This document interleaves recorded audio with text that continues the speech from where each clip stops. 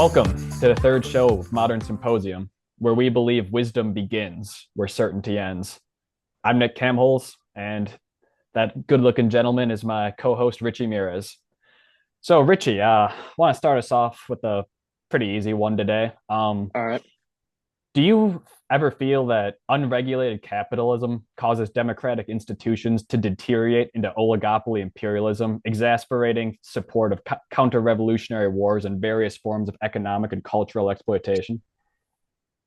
Actually, I was just thinking about that earlier in my free Of time. course. Yeah. Would you be able to elaborate a little bit more on that? No. All uh, right. basically, we'll change it to this. Do you think we should tax billionaires more than we currently do? So yeah, all right, that's a good question. And I know it's been in the news a lot lately with uh, Kamala Harris's campaign. My take on that, you know me, I'm a pretty free market guy. I don't look at billionaires as being the evil that some people do. I don't. I think that they're, for one, probably necessary. And for two, in most cases, I don't think it's necessarily bad that billionaires have as much money as they do. Do I think they should be taxed? Of course. Do I think they should be taxed in a fashion that's, exponentially higher than everyone else? I don't think so. I think they already pay a very large portion of the taxes because they have so much money and so much income. And I guess it would come down to in what form at the end of the day. But for the most part, I'm not a huge. I wouldn't be out there advocating to increase taxes really on anyone. And what do you think? Yeah, it's a good question, really. There's the whole thing, should billionaires exist going around online right now? And I have no problem with billionaires existing, personally speaking. If you create something that has so much value to it that your net worth reaches billions of dollars, clearly you did something good for society. Amazon, everyone uses it. Everyone likes having Amazon. Everyone likes having their same day shipping. I would just argue I want billionaires to pay their fair share of their taxes. I don't think they need to be paying 95% of all of their income over a certain threshold. But I do certainly think that, we need to close loopholes in the system. We need to make sure that these people are actually paying into the system that they are reaping such great benefits from. By their fair share, do you mean I'd like them a to pay the different? same percent I pay. Okay, so in that case, I I don't believe that there are any tax laws that exempt them from. We're under the same tax laws as they are. I think that's a common misconception is everyone assumes that billionaires are just not taxed on their income the same way we are, or they're not taxed on capital gains the same way we are, when in fact we're all playing by the same rules. And that's one of the things where when it comes down to should we have different rules for different people based on how much money you have. I'm not a huge fan of that. We have the marginal tax brackets where if your income is over a certain threshold, you start paying more in taxes, and it goes up until I think it's about 400,000. I think is the highest one. I might be mistaken on that, but I don't think. I think people are largely underestimating the amount of tax the billionaires do pay. The top 1%. And I was just looking at this earlier when we were having our conversation over the phone. The top 1% pays 45% of the total taxes. So the total revenue the federal government takes in from taxes, the top 1% of people pay 45% of it. That same 1%, and just to check to make sure that this, I was curious is how much of the income they're making, and that same 1% is making like 25% of the income. So they're making a disproportionate amount of the income, but they're also paying an even more disproportionate amount of the taxes. I don't think that it's so much as increasing the income tax on these billionaires. You mentioned the tax loopholes. That's something that there might be, we can elaborate more on that and see if there's a good solution. But I think it's a bad idea to start disincentivizing people to make a lot of money. I agree with that last point for sure. What percent true tax rate do you think Warren Buffett paid between the years 2014 and 2018? Well, percent of his income. Wealth growth. Well, see, now that's all right. Good question, because that's a different thing. It depends. It really, I mean, as far as the law goes, there is no tax on wealth growth. There's tax on income. So depending on what made up that wealth growth, it could be 40% or it could be Well, zero I'll if tell it you was one all. thing. It wasn't labor. No, I guarantee it wasn't labor, but it's um if he owned assets that appreciated in value, but he didn't sell those assets and realize the gains, and that's where that wealth growth came from, then it's probably zero. So I'm guessing Well, it's close to and zero. it's 0.1%. Jeff Bezos 1%, Bloomberg 1.3, Elon 3.3. This is according to, I believe, a Forbes report. I'm on ProPublica website right now. I believe they're quoting a Forbes article. Um, this kind of brings us right into unrealized capital gains tax and how that's hitting the media right now. Um, I don't think that that's a good idea. I've been reading articles. Really, it's counterintuitive to a progressive tax reform. Um, if you force people to pay taxes on assets they have not realized, which is almost always stock, they'll be forced to sell stock. When they sell stock, that forces them to devalue their company. Devaluing their company devalues everyone's 401ks, and that hurts, the common Joe. Right. Yeah, and I agree with that 100%.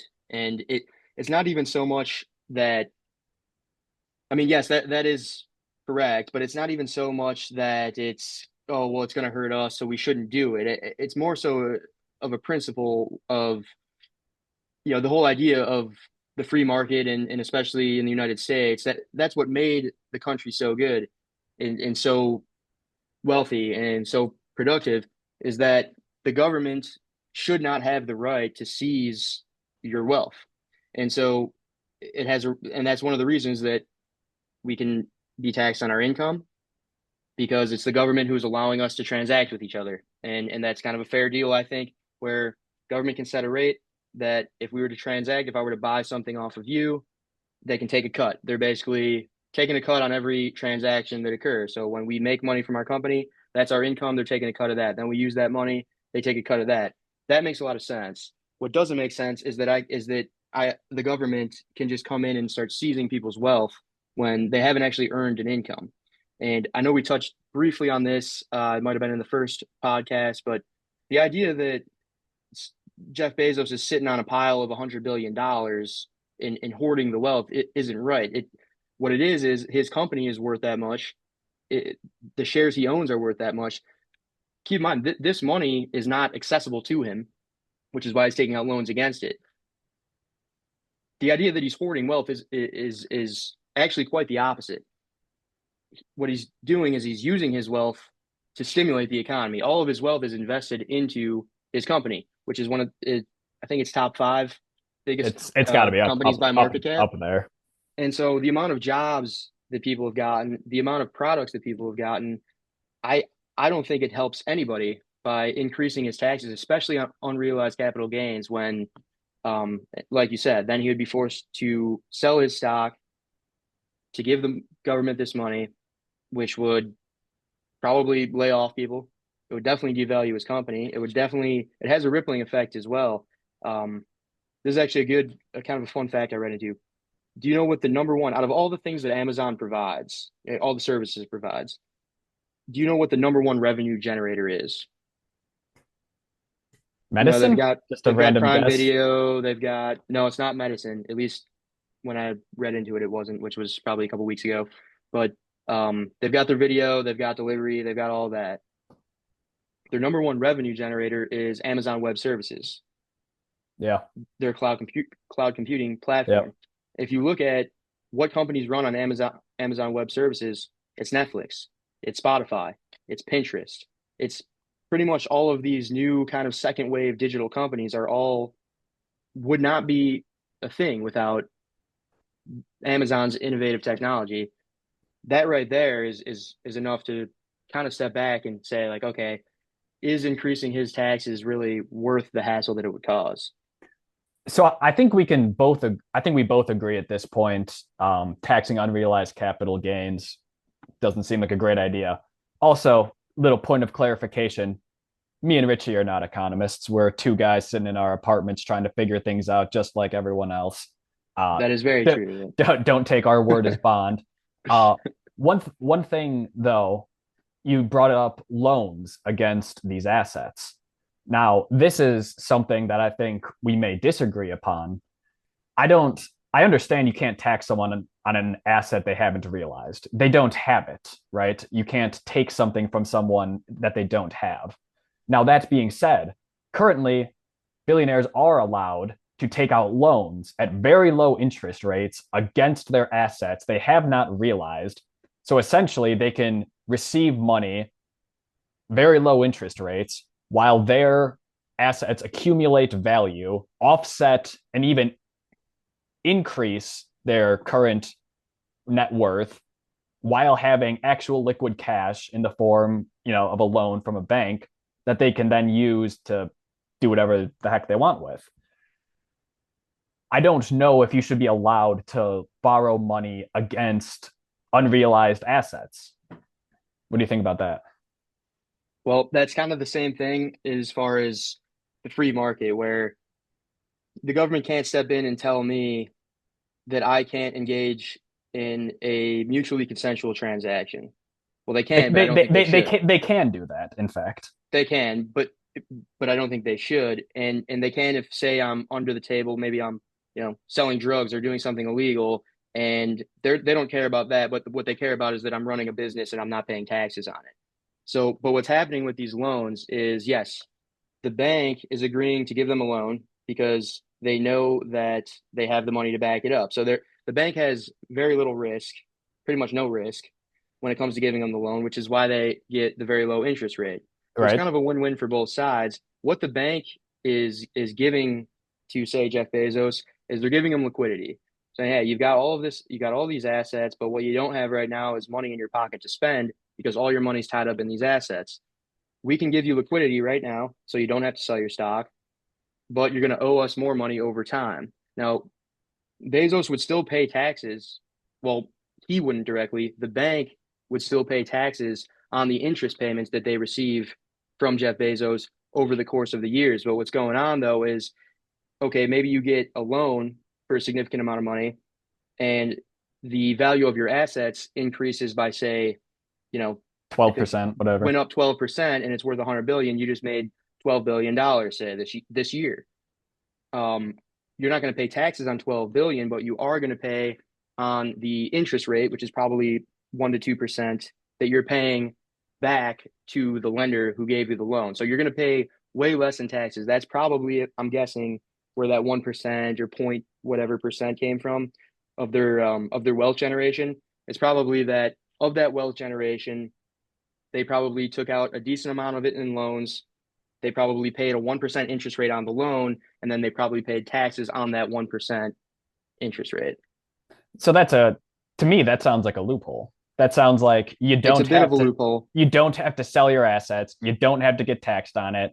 You can instead pay 1%, 2%, 3%, whatever it is to this bank, and then pay only a 1, 2, 3% tax based off of that rate. It is a bit of a loophole, but now keep in mind, there's nothing stopping me and you from doing that as well, except for that our Aside from interest having rates a would be hundred higher. billion dollars. Well, but we can do it with $1,000 if we wanted to take out $1,000 loan. We could do that rather than using our own money that we have in our savings account. We could do that no problem, but we would just have to pay a higher interest rate probably because we don't have. I mean, 1,000 is a bad example, but say we wanted to, take out a $50,000 loan so that we can invest into this podcast and buy a bunch of good equipment and stuff like that.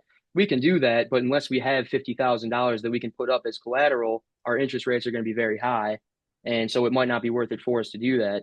But for Jeff Bezos, the risk to the bank is so low that it's worth it for them to collect a very small amount. It's almost like And a good that example. can I Go ahead, cut go you ahead. off Yeah. there and ask you, Yeah. does that not sound problematic to you that the common man like me and you can only take out a $50,000 loan at say 15%, whereas Jeff Bezos can take out $100 million loan at 1%.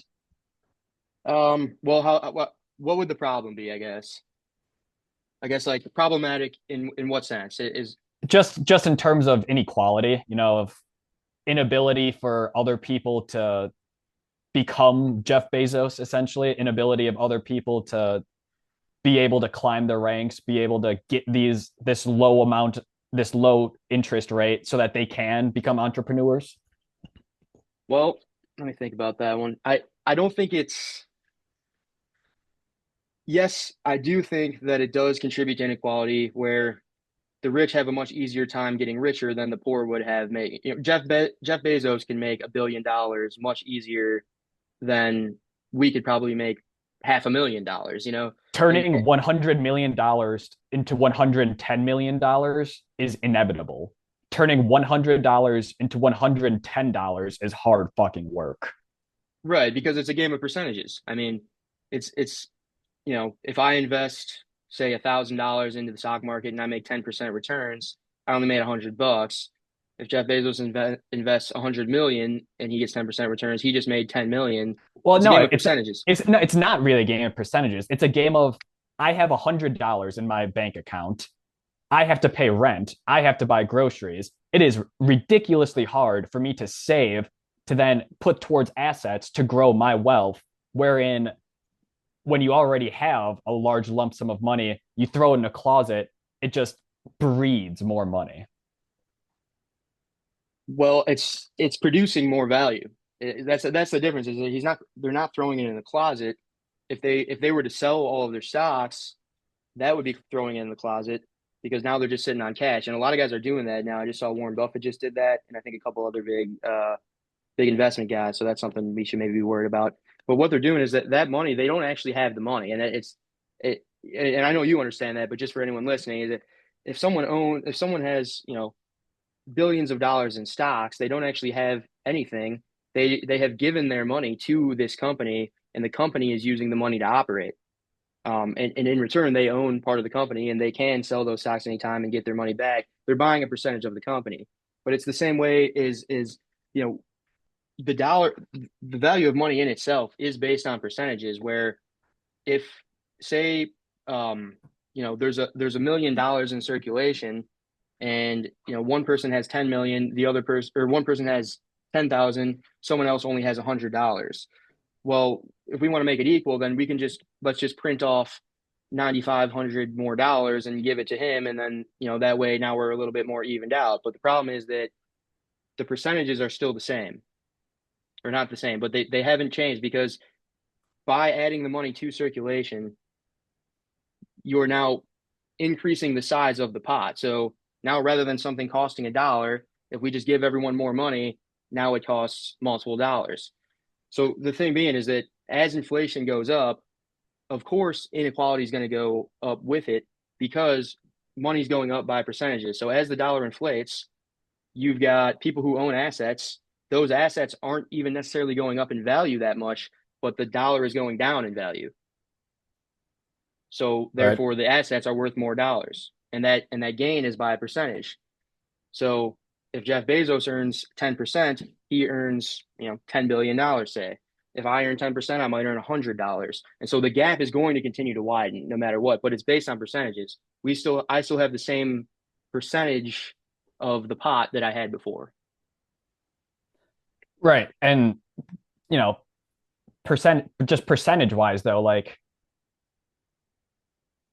I feel like it's fair that they pay the same percent in tax as I do, and they do not. I realize that they make up the vast majority of taxes. They inevitably they have way more money will be collected in taxes from them, but their effective tax rate being 3%, whereas your and my effective tax rate being 30%, does not sound equitable to me. But we can easily make our effective tax rate 3% simply by taking all of the money we earn, putting it away in a stock market or something like that, and then only taking out loans against it.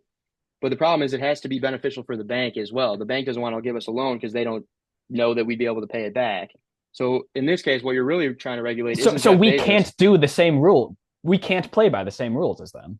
but it's not the government deciding that. It's the banks deciding that because they're the ones who are engaging in the transaction.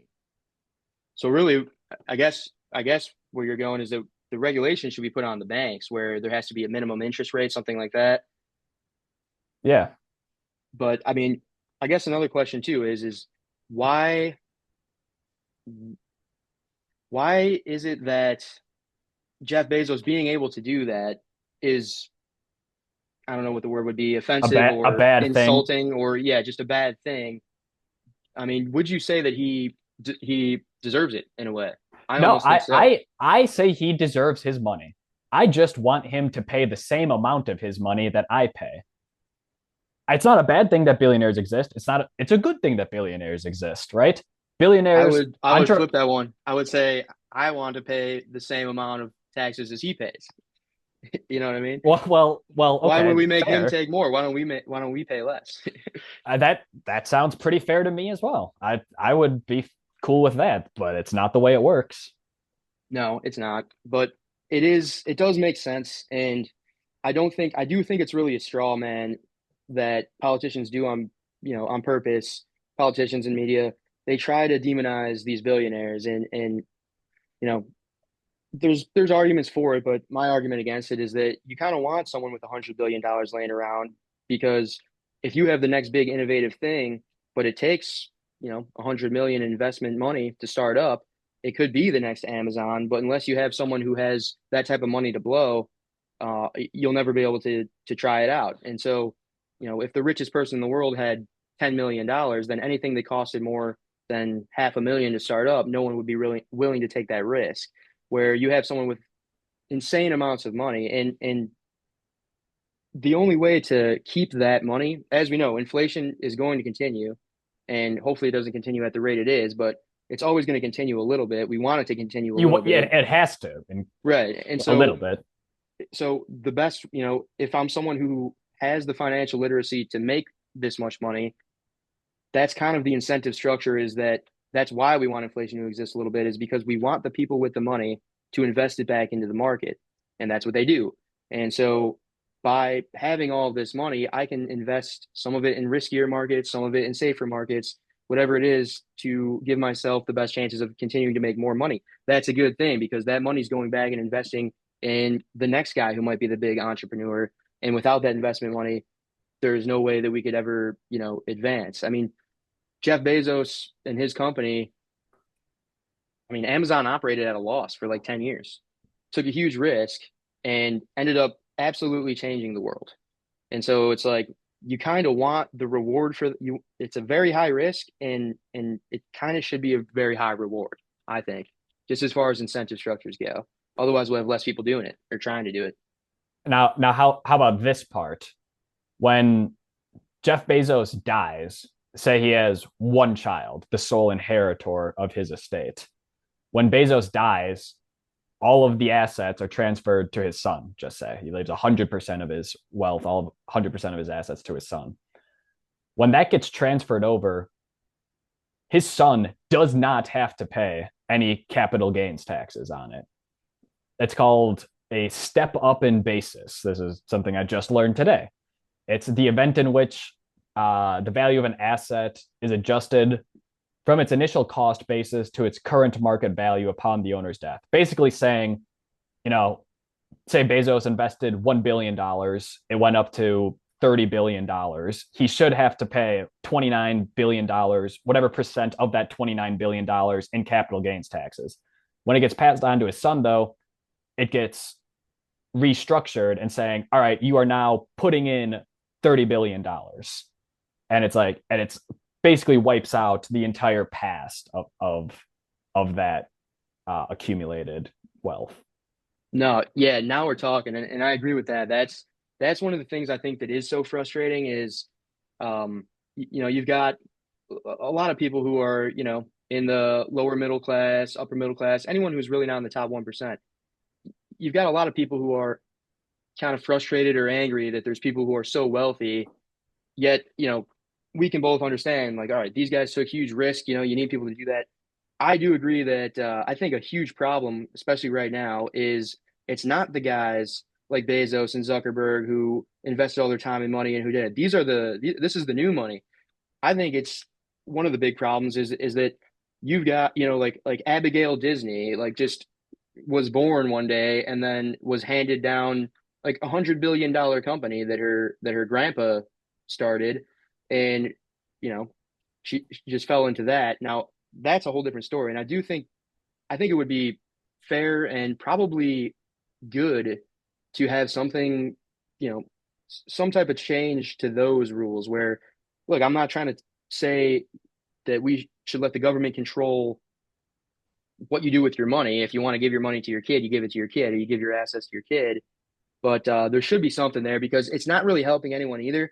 Because the chances are, if you're, fourth or fifth generation down the line, and you've got old money from back in the 1800s when they built the railroads, and you've been passing it down through trust funds, it's like you're probably not producing much at that point. If you are, good for you. I'm sure there's some that are, but um, you know, there should be some type of incentive structure maybe put into place to, um, once these giant companies are built, to maybe incentivize ownership of them to be given to the qualified people. Now I I don't know know there the is solution, but there is inheritance tax.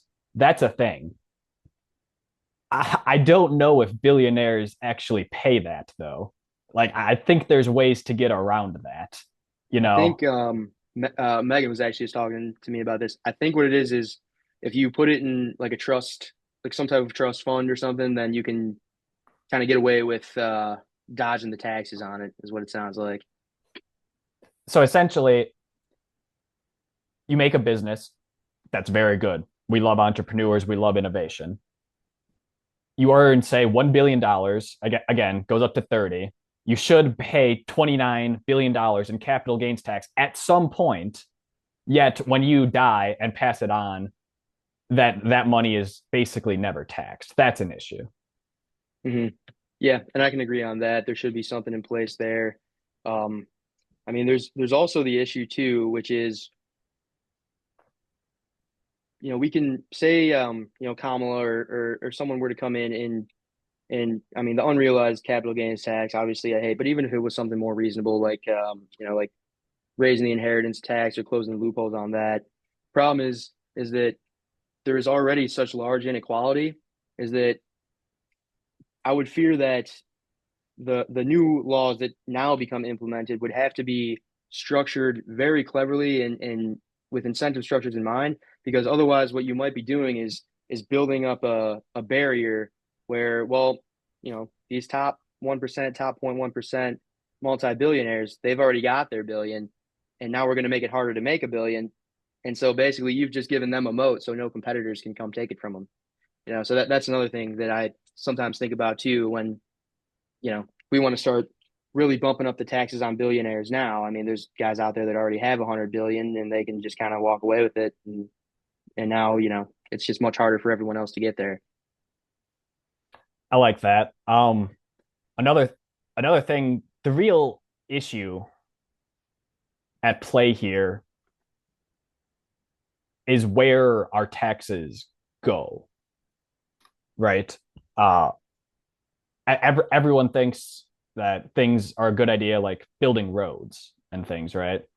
And I think really it's probably government misallocation of funds that is causing everyone to be upset about the fact that, oh, billionaires don't pay enough. Well, they already pay a lot. Should they pay more? In my opinion, yes. But I think the real issue is we collected $4.5 trillion in tax revenue in the year 2023. Richie, how much would you guess it costs per year to end homelessness in America? Well, I honestly, I have no idea.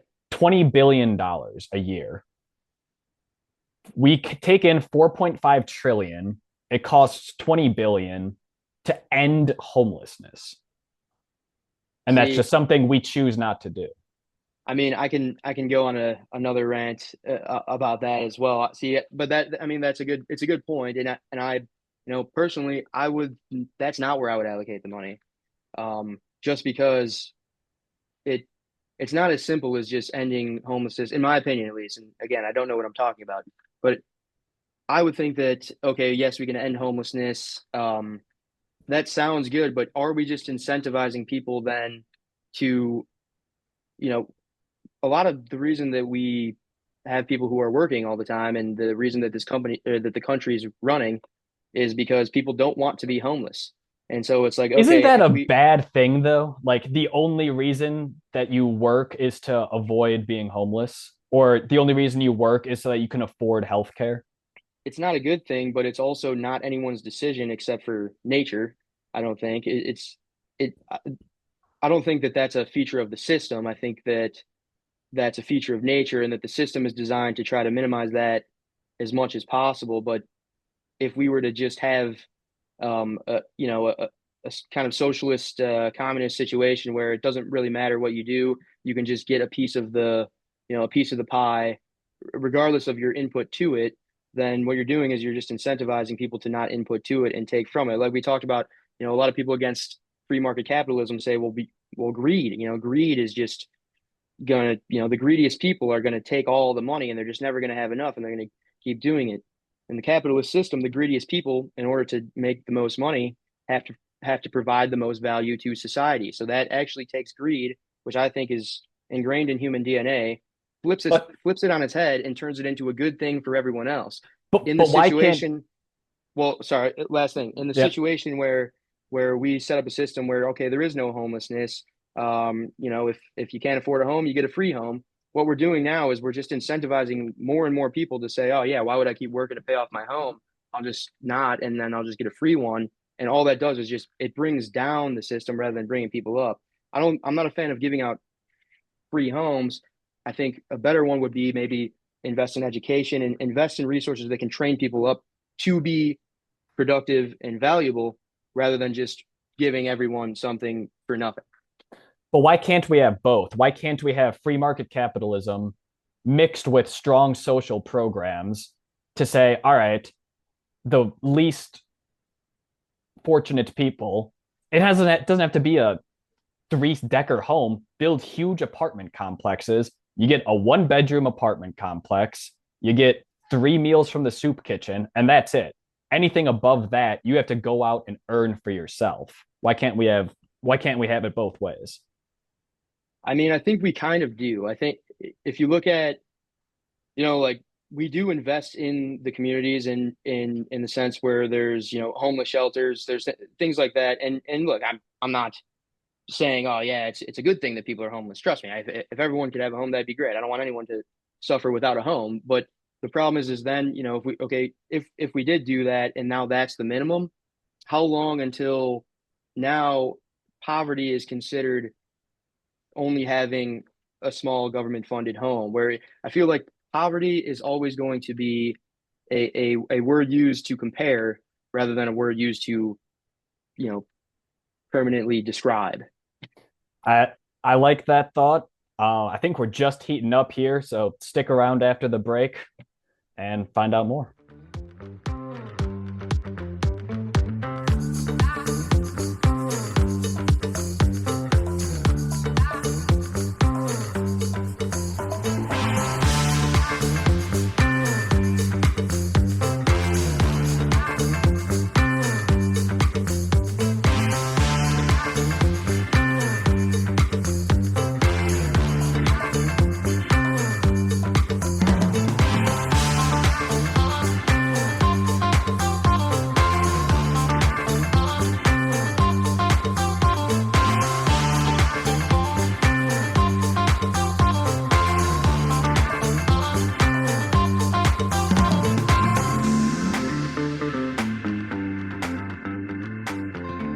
All right, and we're back here. So we left off. We were talking about the inequality, and I was making a point that a lot of time when we look at the poor versus the rich, it's always relative. So back in the day, around the time of the French Revolution, say the richest person then was technically poorer than the poorest person now. They did not have electricity. They did not have hot water, maybe not the poorest person, but the bottom percentage of the population. So we're always gonna look at things and think, it's unfair, it's unequal. Um, but the idea behind inequality of wealth is an inequality of money. We got to keep in mind that money is just a metric for measurement. And I do think that rising inequality is not good, but rather than saying, okay, we have some rich people, let's take their money, give it to the poor people, that way there's less inequality. I don't think that really accounts for the real inequality, because if we were to even out everyone right now and say, all right, restart, I'd be willing to bet that Jeff Bezos would become a billionaire again and Zuckerberg would become a billionaire again. And I think the real inequality is an inequality in education, knowledge, intelligence. Like we said, I mean, most people probably would not understand how to how to manage money in the way that some of these guys do, and especially in the tech sector. I mean, these guys were the smartest people probably in the world, some of the smartest people in the world, and it shows in their wealth. And I think if we wanted to address inequality instead of redistributing the money and the wealth, I think we maybe look at how can we make people more equal when it comes to the value that they can provide.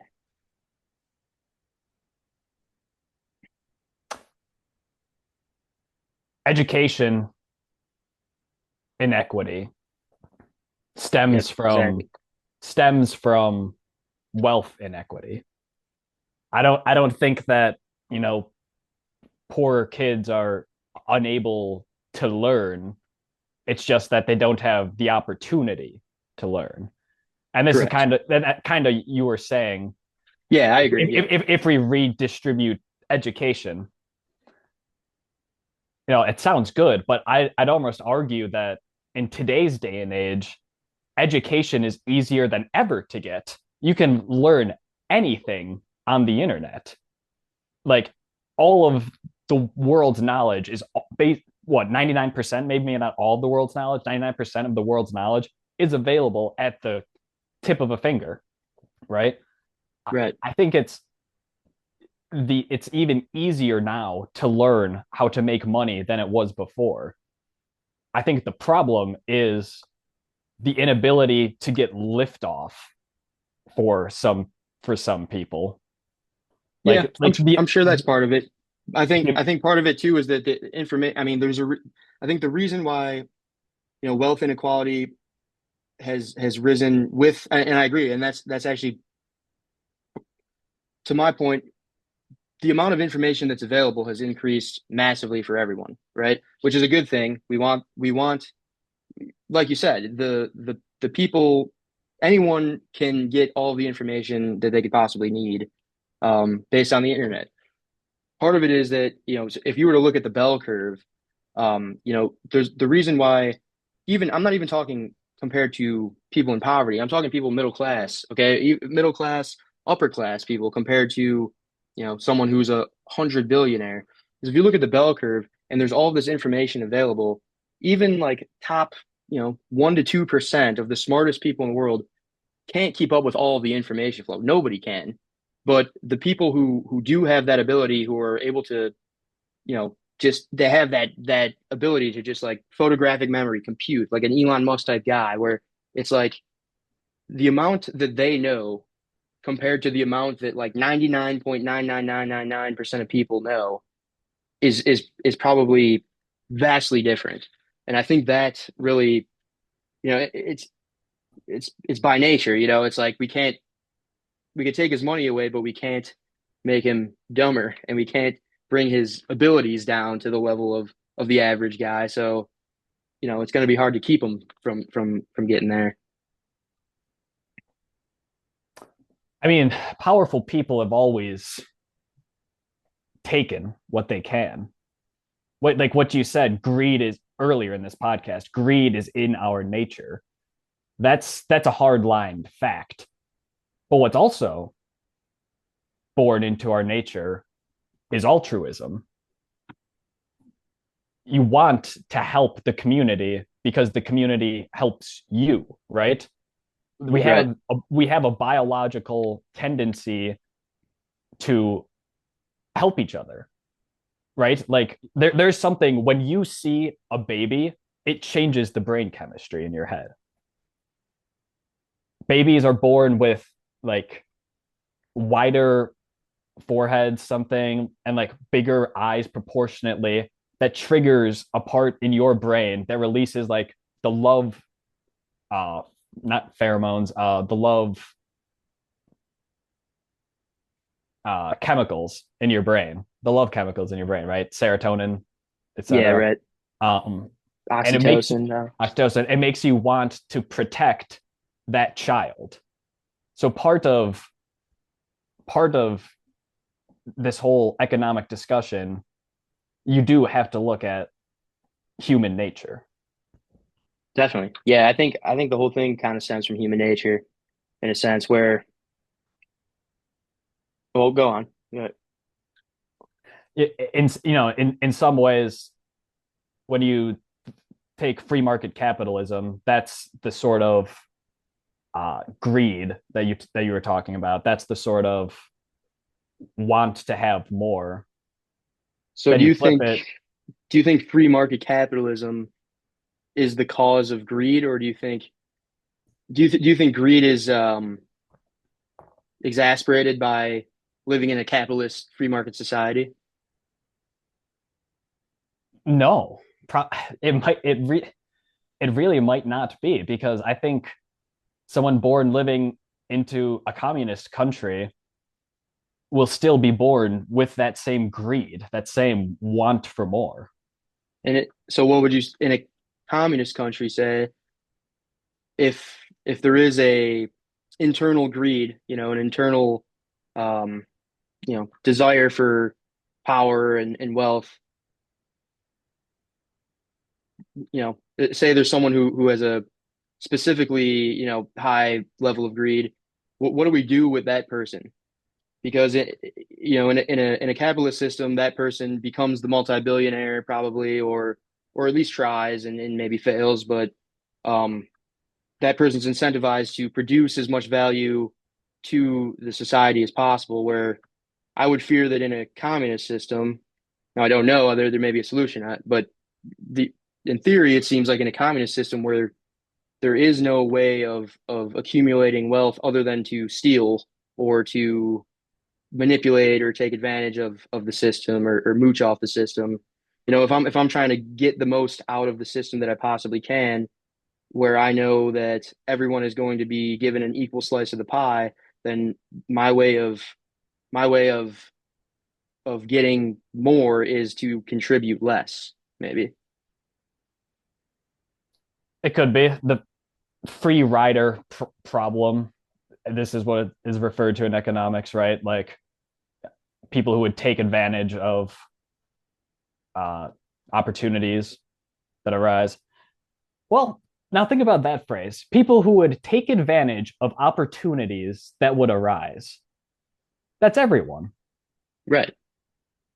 Capitalists take advantage of the opportunities that arise by in a capitalist system by exploiting those rules or lack thereof to accumulate their own wealth. Right. And do you think that they would also try to do that in a communist system? Probably by other And means. so and By other that's means, that's exactly why I'm very anti-socialism, anti-communism, is because in a capitalist system, the they have capitalist they system, have they have good businesses in China. yeah, but those businesses are in the enterprise zones where they're mostly, I mean, China is a communist country where most of the um the businesses in the means of production are either directly or indirectly owned or operated by a central source, by the government. Whereas Yes. they have zones along the coast, and this was very recent that it happened due to globalization, where they have zones along the coast that are enterprise zones, and those are mostly for overseas trading. That's how they've built themselves up so powerfully on the global scale. Now, and I'm sure there's they do have kind of a private public balance going on, which may I don't know. I've never been there, but it may work. It may not. I'm not up to date on it, but just in theory, I fear that in a capitalist system, it's not really a system at all. It's more of a lack thereof, where it's like, okay, you can't hurt other, you can't go kill people and steal their stuff. You can't, go you. It's mostly it's like, hey, if you are greedy, which we know a bunch of you people are because that's what how humans are, the way to make the most is to contribute the most. Whereas in a common and people do exploit it and they exploit it, but everything in a capitalist system, in theory, has to be a mutually consensual transaction. Whereas in a communist system or a social or a very, like a or socialist system in the original term, I know now it's used to describe different things, but um, in that system, the way to exploit it isn't to produce more and to try to make better products. It's to produce less and try to take more than you've contributed. And so I feel like it might have a lot worse repercussions than we would think if put in I practice. don't know. I'm pretty sure you can like start a business in a socialist society. Well, I guess okay, that's a good It's question. it's So it's so it's just what do you mean by the means socialism? of production are just owned or at least or shared by the people who work in it, right? Uh, Okay. but I in very, I don't know, like in China, I think it is much more difficult to start a business in like a communist country. I think that is a thing. But Yeah, and like I was going under the you definition. still can do it. Like innovation still arises. Like Okay. So I mean, how is China then beating us now in production if that system can't work?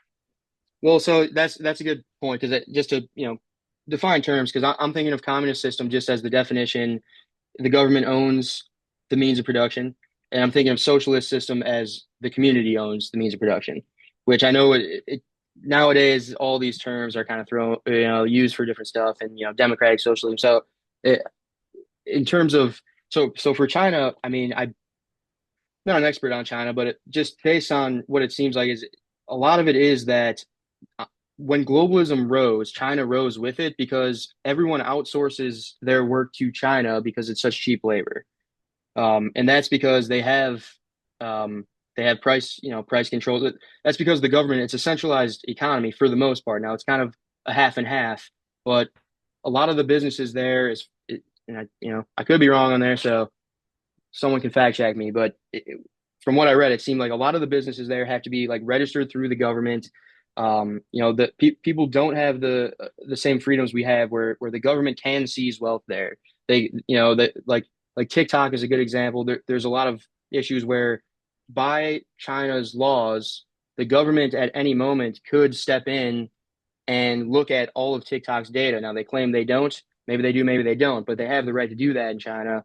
Whereas here, the government wouldn't be able to do that. That's our private information. So I don't know exactly what it is, but they do kind of have like a mixed Now I'm system. not a goddamn communist. All right, so let's Yeah, clear that. I'm not accusing you of being a commie or anything. Let's clear that one into the air.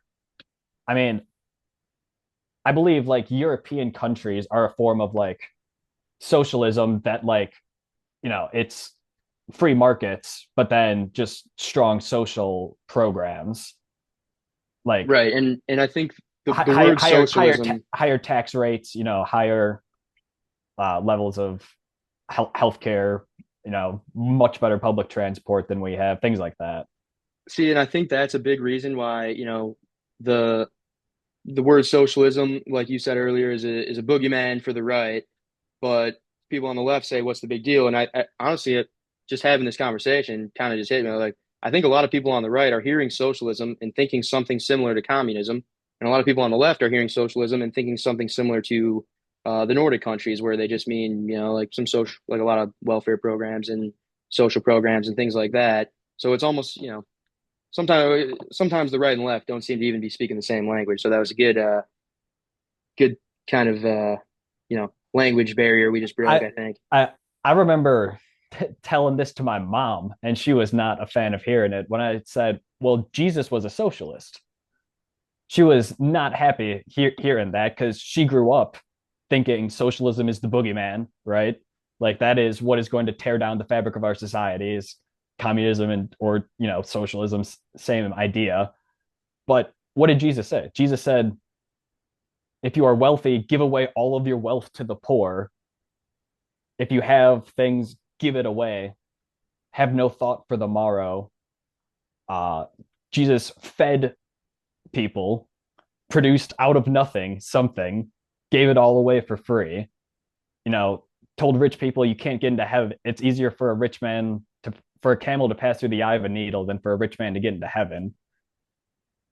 Things of that sort. So, okay, going off that, I would say, And then the right is obviously the religious uh side of the of our political spectrum. So it's like, did you read the book? Question mark. well, I would say that, I mean, I think the a lot of the, whether you're, Christian or not, but I think the point of the Bible and the point of religion in general is to, give guidelines on how to, um, like you said, how to make choices that will get you into heaven, say, or at least make choices that are good, or even if you're not religious, just altruistic choices, which is what Jesus did. Now, but let me ask you this question: are you a good person if someone held a gun to your head and forced you to do good, or are you only a good person if you had the option? Look, it's one thing to say, I don't believe in chasing money and being greedy and taking billions of dollars for myself and not distributing it to the people who need it. It's one thing to say that.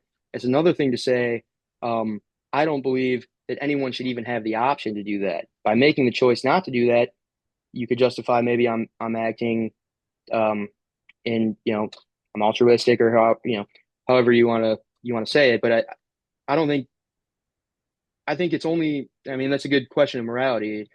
I think by forcing redistribution of wealth, you may be taking away the opportunity for someone to make the decision for themselves.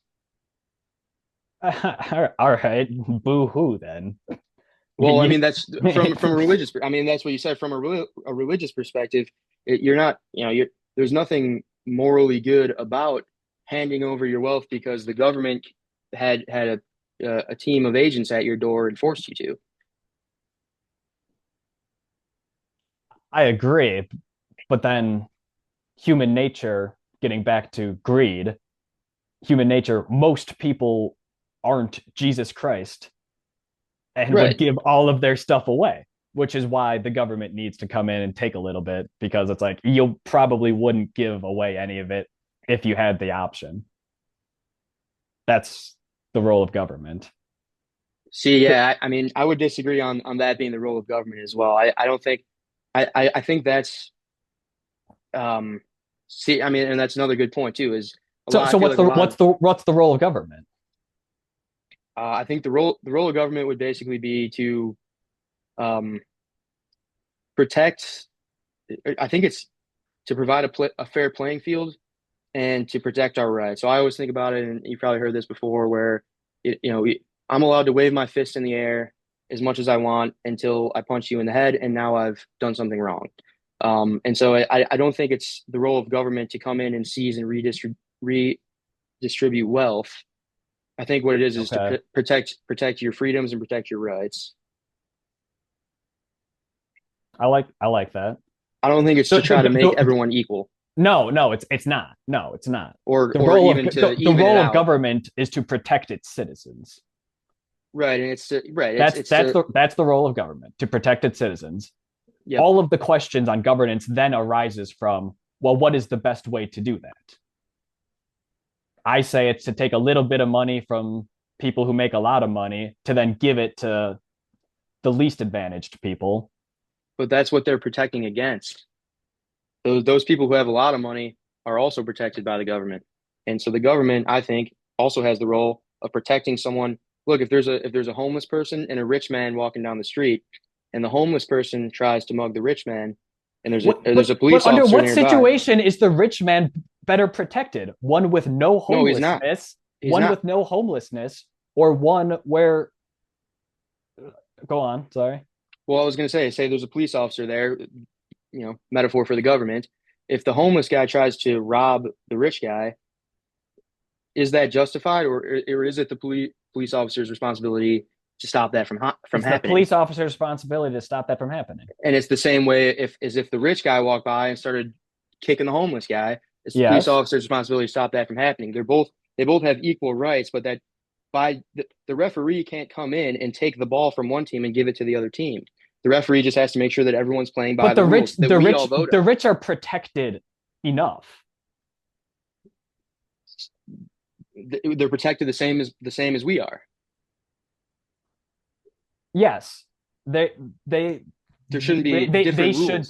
they should get the same amount of protection, Right. but they have well and enough protection already to then provide protection to other people. They could, but who's to say? So, all right, let me put it this way. Me, If right, because it's that's my what I mean. opinion. Because it's my I opinion. know, I know, but if we're talking about a government system, this is where it gets tricky too. Right, It the and this is where all the questions of governance come into play. Like I said, right, and I just don't think it's the government's right. Look, it's the government's right to protect against unjust practices, say. yes. Okay. But it's not the government's job, especially in an economic standpoint, it's not the government's job to decide what's unethical. It's the people's job to do that. And we can choose, look, who did Jeff Bezos steal the money from? Or who did Zuckerberg steal the money from? They didn't steal it from anyone. We all gave it to him. I gave it to him. You gave it to him. We all engaged in consensual transactions and gave it to him. That's the value that he provided us. It's not up to the government. I don't think that, in my opinion, I don't think it's the government's role to step in and say, no, no, no, that's too much. You have to give some back. But when you deal with, yeah, I mean, when you just deal with numbers in the billions, it's like No, I mean it's astronomical numbers. Don't get me wrong. how protected can you possibly be? Like, I think that is the role of government is to be like, yo, you're prospering so much, like let others prosper. I mean, one could also argue though that when you have billions and billions of dollars, how vulnerable can you possibly be? You've got the biggest target on your back out of anyone. I mean, look at All right, so give more the, of it away. the media is coming after you. Everyone's, it's like, and there's basically it's the politicians and the capitalists who are kind of at war with each other. And also keep in mind, like somebody like Abigail Disney, like we mentioned earlier, someone who inherited a lot of money and inherited a big company. Think about like if I'm say the owner of Netflix, um, Abigail Disney is probably coming for my throat because of how much of the market I have taken from Disney over the past 10 years. She was probably sitting around in the year 2000 thinking like, yeah, like, Disney's still killing it. Like we're still a bit, and then, these other Amazon and Netflix and all that, and now they're taking market share away from them. It's kind of a battle between them as well. And so, Oh, but what does that have to do with taxes, though? well, because I mean, if a lot of the, I mean, we know for a fact, we agree on this, that all of these big businessmen, all these big, you know, billionaires are lobbying for politicians, and they're the ones influencing the rules. We got to think if, the taxing, for example, we want to raise taxes on billionaires. Well, who would benefit the most from that? The people who already have the billions. Even say the unrealized capital gains tax. We can implement that now. Okay. What does that mean? That means that the people who already have all of these billions of dollars now no longer have people who are going to come take it away from them by creating better products, because now they're less incentivized to. They have a protection against that. We're protecting the people who have already gained all of the capital.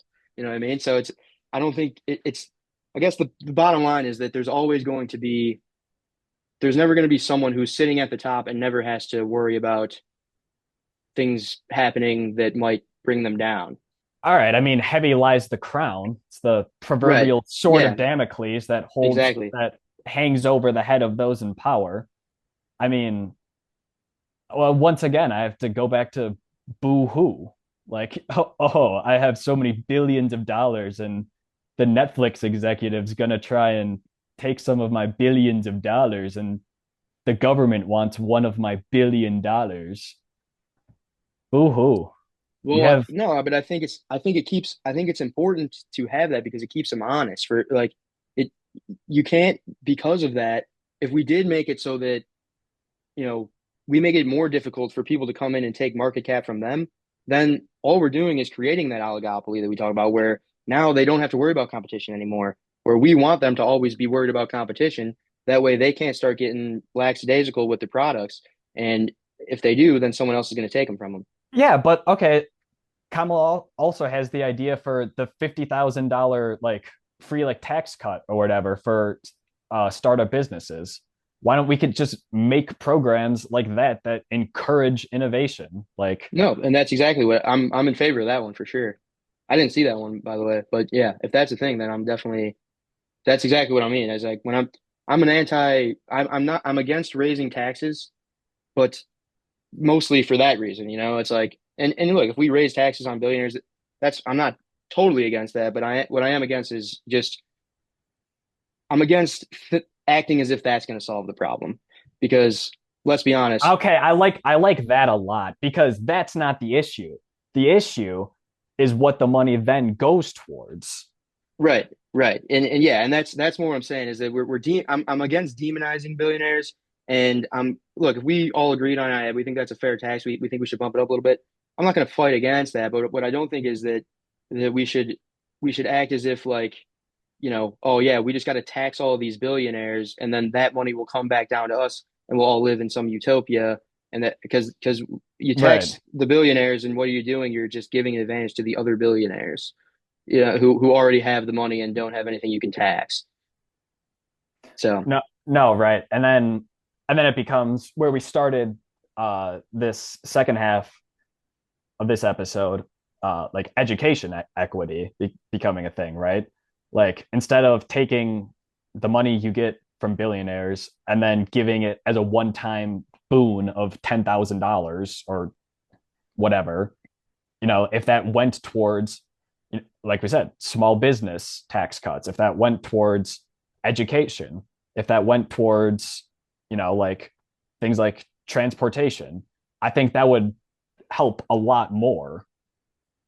It's yeah, it's how you take in, it's how you spend the money that you take in, and right. And also honestly, yeah. Or go ahead, sorry. and also the real underlying issue may be that our taxes don't go towards what we actually think our taxes go towards under our fiat currency system, but that's a teaser for another episode probably. That's exactly what I was gonna say too. How much time we got here? Got a little Oh, time, not we got a not little enough to time. get not enough to get into that. I Not think enough to that's a get whole episode. super into it, I guess. But I mean, just as a brief kind of touch on that, because it goes with what we're saying. One thing that might actually work, and this might take a while to be there at a point where we could implement something like this. But realistically, what we could do is we could get votes on where the taxes go before they collect them. For example, so in other words, where our taxes actually go when we pay them. Not in all cases, but for the most part, they just get burned and they sit around in the U.S. Treasury. They don't do anything. The reason why is because what we're doing when we're paying taxes, and a lot of people don't know this, so I did want to throw it out there. What we're doing when we're paying taxes, we're not actually handing money to the government and then they're taking that money and putting it towards new roads or putting it towards new schools. What we're doing is we're paying off the deficit. We're paying off things that they already spent money on. They have a money printer. So if they want to invest in schools or roads or, airstriking a foreign country, they can do that without collecting any taxes. But in order to avoid inflation, they then have to suck some of that money back out of the system. Otherwise, the money supply will keep increasing. But what we could do is, I mean, realistically, if the technology gets there, there might be a way where we could set up some type of democratic solution where we all get to vote on where our taxes go, and then we see, what the tax rates would be, and then that way we can kind of have a little bit more control over where the government funding gets allocated. I mean, yeah, could the legislative branch not just be an app on our phones? Yeah, I mean, we're getting there, and the technology is so new. Um, I mean, in a way, that is kind of what like crypto and blockchain has some potential to be because it's secure. thing about, well, yeah, right now it's like, okay, who's going to run the app? Amazon. It's like, all right, well, who do we think is going to decide who's the president? Right. Like, but with blockchain, you now have a decentralized network where it can't be, no one can really mess with it, and it's public, so everyone can see, this is what I voted for, and it's all anonymous, but you could see if someone starts messing with it. So that could be a potential So solution as so, well. so here's the underlying ethics question behind it all. Okay. Are Is it better to have 365 people making decisions for people, or is it better to have the mob rule, 300 million votes, You're talking about, majority rules? If we made the legislative branch literally an app, every single person in the United States has access, one vote a person. Which well, which which do you think would create a better society? I think a combination of both. I think that I am still in favor of a republic, as opposed to a democracy, meaning that we have an electoral college representatives. But I do think that, if we were to vote, say we vote on what our representative does, and they have to do that, then I think that's it. I think that is the Oh, solution. so we decide what our representative does, and then Yeah, whether he votes yes or no on a bill, something like he that. Yeah. must vote that way.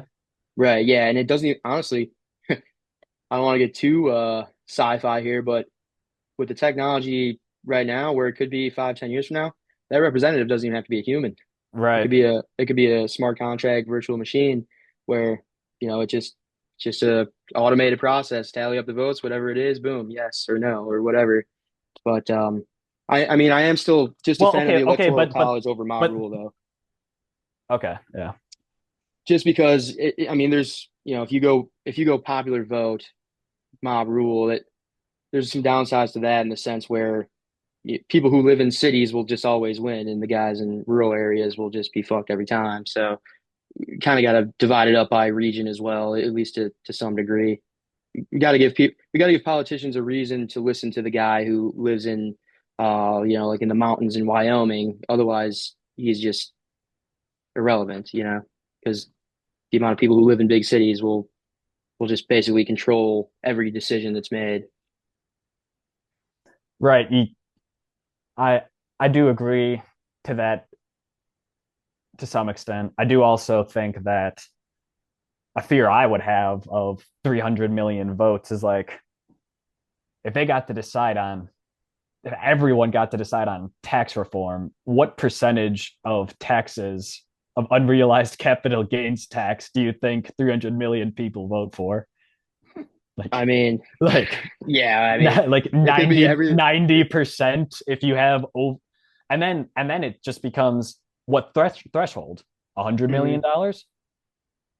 98 Right, million yeah, yeah. dollars? And that's part of it too. Yeah, I mean, because 93, you've got, 93 million. Wait, 86 million. That's a lot of million, right? And then it's yeah, turtles all the way exactly. down. It's all relative. So it's, yeah, exactly. And I mean, yeah, that's the thing too, is, the 1% are literally 1%, and everyone else is 99%. So So, someone so, proposes a bill is take all of the 1%'s money, give it right. to the 99%, throw them in jail. I mean, they might not get 99% of the vote, but I bet they get more than 50, so All right, but how about this? You can't write your own laws, but everyone gets to vote on laws.